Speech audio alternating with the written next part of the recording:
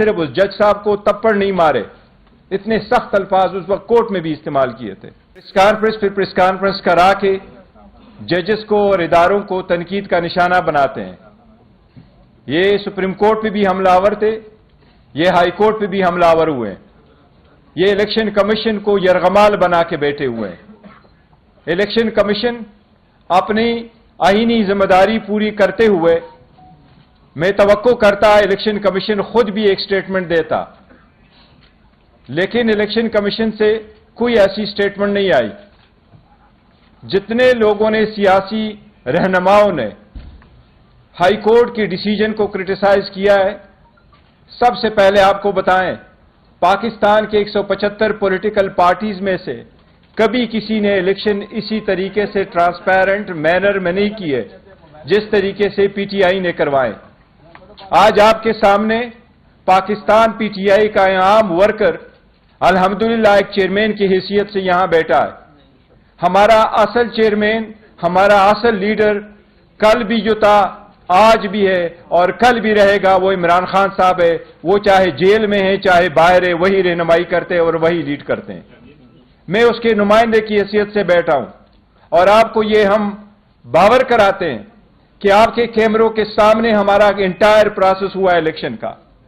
ہم نے جتنے الیکشن کرائے اس پارٹی نے ہمیشہ فری، فیئر اینڈ ٹرانسپیرنٹ کرائے۔ الیکشن کمیشن کے پاس آئینی قانونی نقطہ تھا کہ الیکشن کمیشن کے پاس کوئی اختیار سماعت نہیں ہے ان معاملات کو دیکھنے کا۔ الیکشن کمیشن نے کہا کہ آپ کا چیف الیکشن کمشنر کی ریزگنیشن نہیں ہے، وہ chief election commissioner already resign کر چکا تھا اور سیکرٹری جنرل آلریڈی ریزائن کر چکا تھا۔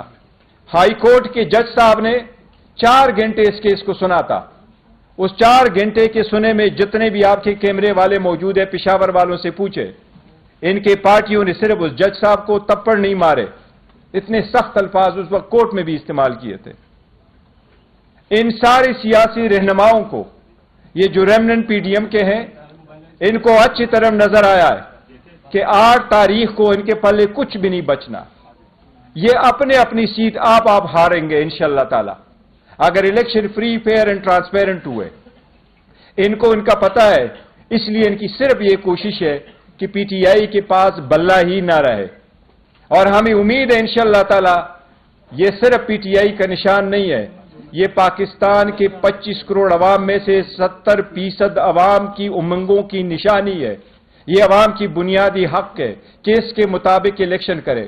سپریم کورٹ یہ قانون مولانا مودودی کی کیس میں 1964 میں سیٹل کر چکی ہے، بے نظیر کے کیس میں سمبل والے میں 89 میں سیٹل کر چکی ہے کہ کسی پارٹی سے سمبل لینا اس بات کا مترادف ہے کہ آپ نے اس پارٹی کو ڈیزالو کیا ہے، اور یہ اختیار صرف سپریم کورٹ کے پاس آرٹیکل 17 میں موجود ہے، کسی اور کے پاس یہ اختیار نہیں ہے۔